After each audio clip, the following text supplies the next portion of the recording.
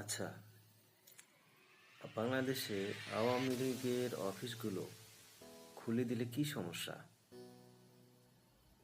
এটা কি জনাব প্রধানমন্ত্রী, মাননীয় প্রধানমন্ত্রী তারেক রহমানের জন্য বিপজ্জনক কিছু, নাকি অন্য কিছু?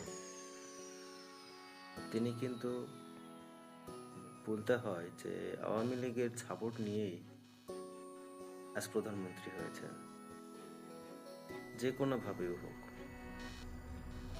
তো আমার মনে হয় যে বৃহৎ একটি রাজনৈতিক শক্তি আওয়ামী লীগের রাজনীতিতে ফিরে নিয়ে আসা উচিত খুব দ্রুত। এতে সরকারের জন্যও ভালো এবং জনাব তারেক রহমানের জন্যও নিরাপদ এবং ভালো।